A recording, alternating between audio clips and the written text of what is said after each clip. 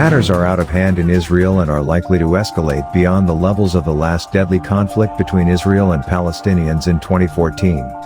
The past few days have seen the worst violence in Jerusalem for years, with more than 300 Palestinians wounded in confrontations with Israeli police outside the Al-Aqsa Mosque on Monday. In escalation of the conflict, over 700 rockets have been fired towards Israel at least by Tuesday evening. The IDF retaliated by launching airstrikes on Hamas territory, killing 2 top Islamic Jihad terrorists on Tuesday, striking a blow to the terror group's rocket infrastructure.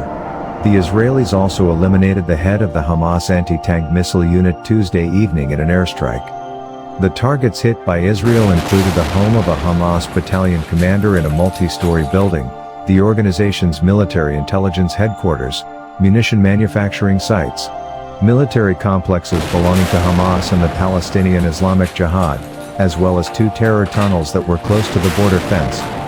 The strikes were said to have killed at least 15 Hamas fighters. The Hamas fighters quickly warned that the response to the killings of its operatives would be harsh. Earlier Tuesday, Hamas and the IDF expressed opposition to efforts by Egypt to mediate a ceasefire on Monday night and Tuesday, with terrorist groups in the Gaza Strip firing over 700 rockets and killing 2 Israelis as the IDF carried out strikes on Gaza in response. Hamas claimed responsibility for the rocket barrages towards Ashkelon on Tuesday morning that resulted in the injury of 7 Israeli civilians, warning that if civilian homes were attacked in Gaza, Hamas would make Ashkelon hell. Approximately 150 failed rocket launches fell back into the Gaza Strip as Israel's Iron Dome defense system intercepted approximately 850 rockets. The Israeli Air Force continued to strike the Gaza Strip on Wednesday morning, putting a focus on targeted killings and saying that it successfully eliminated 4 top Hamas commanders. Meanwhile, Palestinian media reported that at least 43 people had been killed in the IDF strikes, including 13 children, and that more than 296 had been wounded.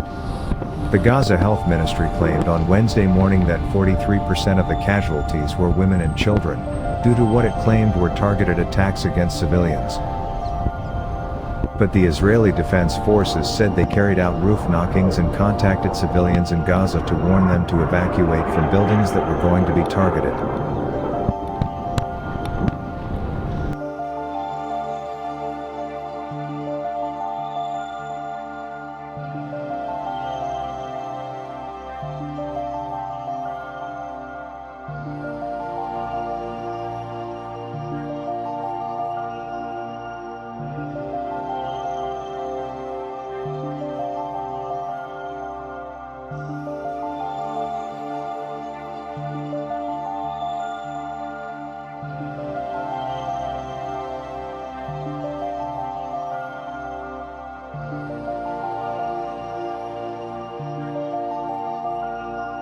With fierce rioting continuing throughout Tuesday night in the mixed Jewish-Arab city of Lod, a state of emergency was declared, with Defense Minister Benny Gantz announcing the deployment of several border police units to help quell the violence that saw the burning of 3 synagogues and dozens of cars. As of early Wednesday morning, 3 Israeli women were killed in rocket attacks, with 46 injured. Hamas warned Egyptian officials overnight on Monday that the terrorist groups in Gaza refuse to engage in any negotiations unless Israel withdraws security forces from the Temple Mount and Sheikh Jarrah neighborhood and releases all those detained in recent clashes in Jerusalem and the West Bank, according to Al Arabi Al Jadid. Hamas also demanded the canceling of planned evictions in Sheikh Jarrah. Israel's police force said thousands of Palestinians had barricaded themselves in the building overnight with stones and Molotov cocktails in anticipation of a confrontation during the Jerusalem Day Flag March, which was scheduled to take place on May 9th. The Hamas group told Egyptian officials that they were completely dropping previous agreements reached with Israel and starting at square zero. Egyptian officials estimate that Israel and Gaza are heading to a further escalation. The officials reportedly asked for time to try and contain the crisis and persuade Israel to take a step back before clashes reached the point of no return. Hamas warned that it had a bank of targets that it could hit with great success and new missiles that it would use for the first time, if their demands aren't reached in the coming hours. The latest violence escalated from days of clashes between Palestinians and Israeli police in the nearby Sheikh Jarrah district of East Jerusalem, relating to the possible eviction of Palestinian families from their homes there by Jewish settlers, which became a focal point for Palestinian anger. Israel's Supreme Court had been due to hold a hearing in the long-running case on Monday, but the session was postponed because of the trouble.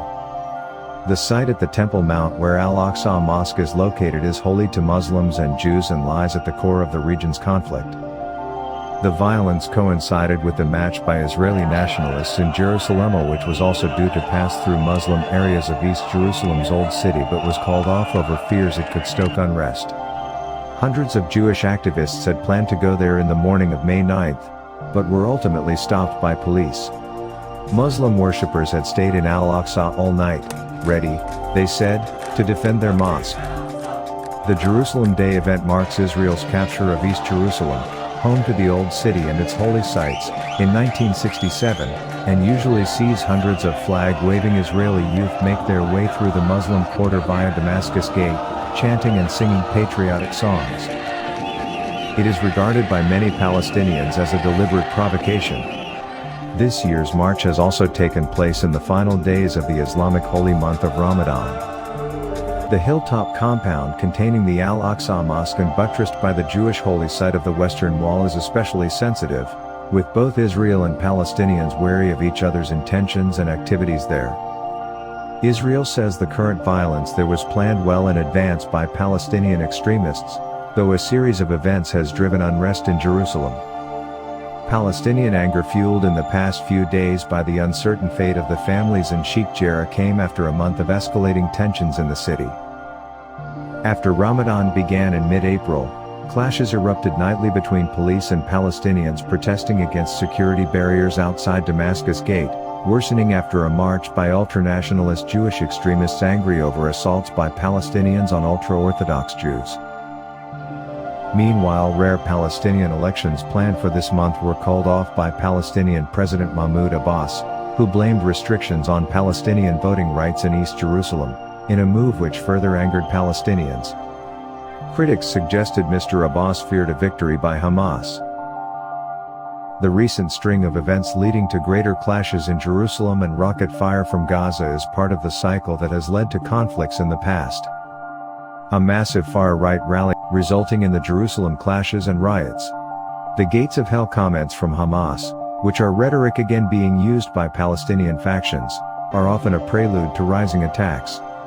Similar comments have been heard on June 30, 2014, and in November 2012. The 2012 comments came after Israel killed Ahmed al-Jabari, a senior Hamas commander.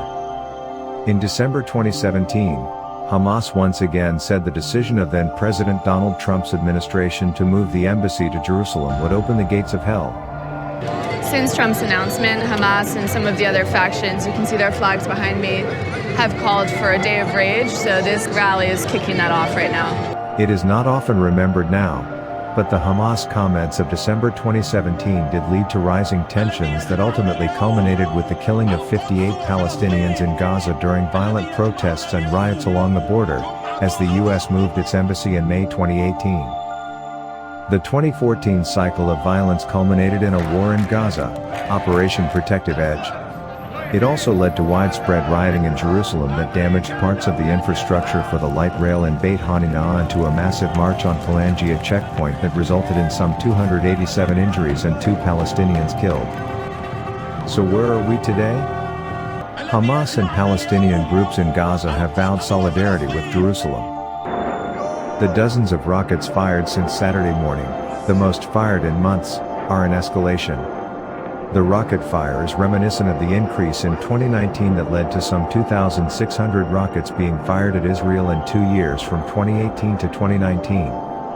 Around 1,000 of those were fired in 2018. In November 2019, Israel launched an assassination airstrike against an Islamic Jihad leader. That escalated to further airstrikes, including a strike in Syria that Russia revealed that November 20th. The current tensions are not yet in a cycle like that, involving international repercussions. However, The U.S. State Department has put out a statement about the recent clashes and the far-right march in Jerusalem. America's concern comes amid discussions about a new or renewed Iran deal and the planned trip of high-level Israeli security officials to Washington. The situation is also not like the stabbing intifada, a wave of lone wolf violence from 2015 to 2016 that led to numerous attacks and the killing of knife-wielding Palestinians. This is because the current clashes have not yet involved terror attacks by Palestinians. But this does not mean that what is happening is not serious. The linkage of Jerusalem to Gaza and the demands by Hamas to get involved not only in the tensions, but also the Palestinian elections, are a precursor to more tensions. Hamas and Palestinian factions also want there to be Palestinian elections next month, with voting in East Jerusalem. Elections cannot be held if the Palestinians in Jerusalem can't vote, the factions say. This could give them an excuse to heat up violence in Jerusalem as a way to cancel the elections or try to force Israel's hand. It is not yet clear what trajectory and shape this violence will take. The emergence of hundreds of far-right Israelis chanting anti-Arab slogans this past Thursday has led to a laser focus on Jerusalem. The police have tried and succeeded to reduce tensions. But the month of Ramadan brings other considerations. Clashes at Kalangia checkpoint on Friday evening represent the type of wave of clashes that can spread. In Israel's favor, the country has learned how to prevent deaths as in past clashes. It is worth considering that the current clashes also come after a year in which the global pandemic mostly helped keep people home and quiet. Under health regulations, there were no large marches, religious events, or far-right rallies that can spark more tensions. That isn't the case now, however, because of Israel's vaccination campaign. The determining factor now is whether agendas in Ramallah, Gaza and Jerusalem may heat up or reduce tensions. And Israel still lacks a new coalition government, which also gives wind to the flames of extremism and chaos because Israel's parties also cannot seem to agree. With currently no diplomatic process happening anywhere on the horizon, Israel will need to display a great deal of wisdom in the coming days to calm a perfect storm brewing over Jerusalem. Those trying to cobble together a unity government and the international community better come up with a creative recipe on how to deal with the worst escalation of violence that is about to emerge.